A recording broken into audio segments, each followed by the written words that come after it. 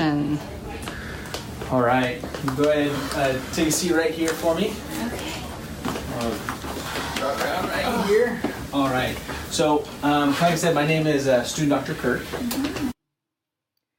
The patient is diabetic and did not eat breakfast this morning. She took her medication but did not check her glucose. Since the patient did not eat breakfast, she is at an increased risk for a hypoglycemic attack during the appointment. So, first off, I'm going to ask you a few questions about your medical history, and I'm just going to jot those down.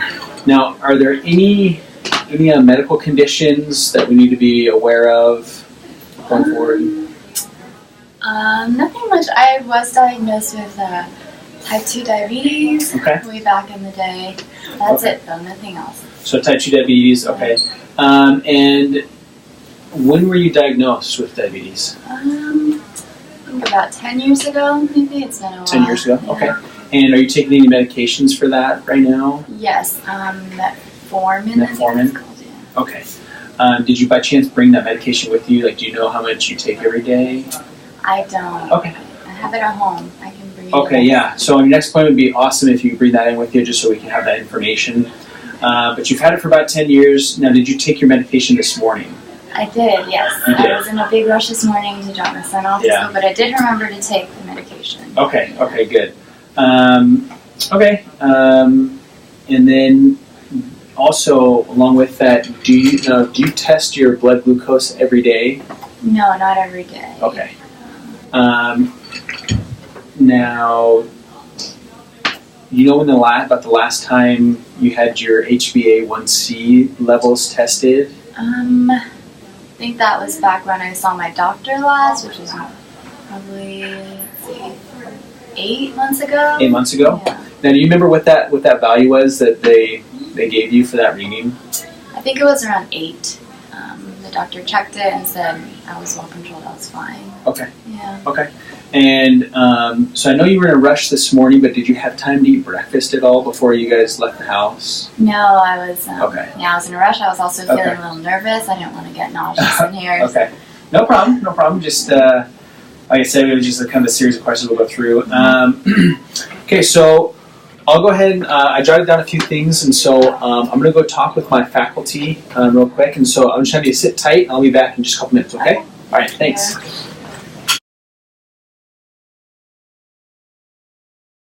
What do you got going on today?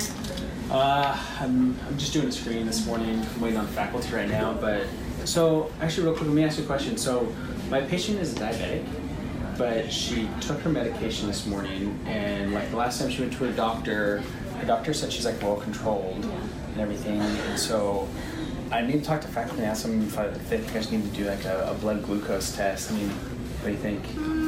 Because the doctor said she's well controlled and she took her medication. Well, if you're doing something more invasive, I would say you should take it, but since it's just a screening, I would probably skip it, save some time. She's probably going to be fine. This appointment's not too long. Okay. Yeah. The patient is at risk of undergoing hypoglycemia. The provider is responsible for knowing when blood glucose should be taken and what a safe range is to continue with treatment.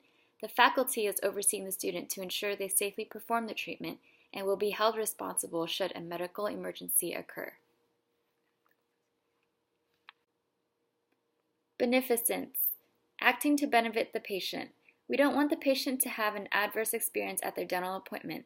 It is best to take all necessary steps to ensure the patient is comfortable for the entire appointment. Non-maleficence. Do no harm to the patient. Without taking precautions and skipping the blood glucose test, it could lead to a medical emergency.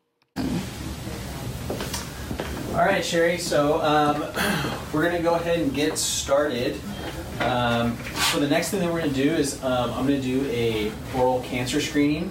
And so I'm going to be feeling on the outside of your face and also along kind of your neck where your lymph nodes are, checking for anything like lumps or bumps or anything abnormal.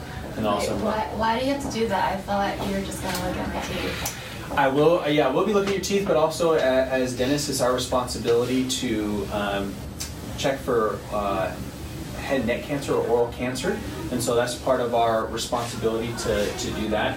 It'll be real quick. Like I said, I'm just going to be touching the outside of your face here and also along your neck.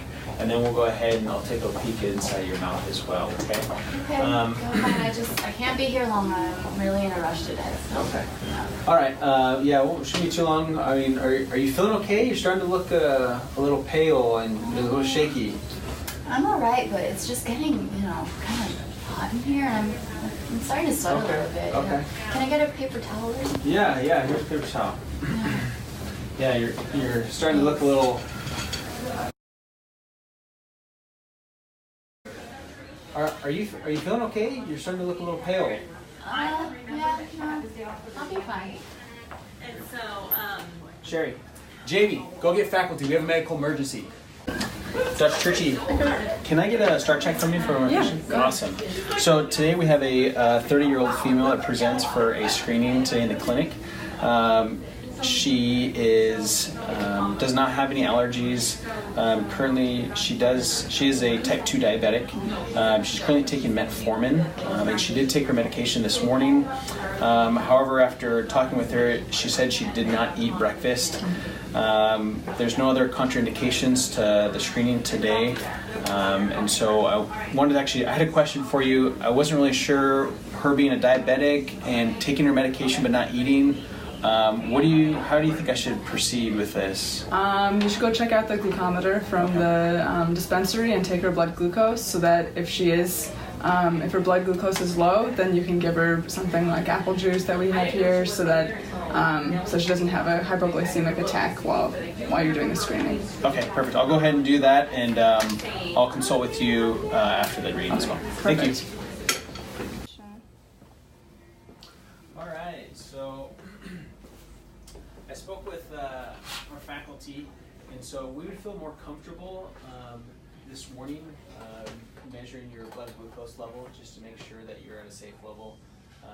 Because you took your medication this morning, but you weren't able to eat, so we just want to make sure you're at a safe level that we can continue, even though we're not doing anything invasive this morning, just to make sure that you're comfortable and you're safe. Okay?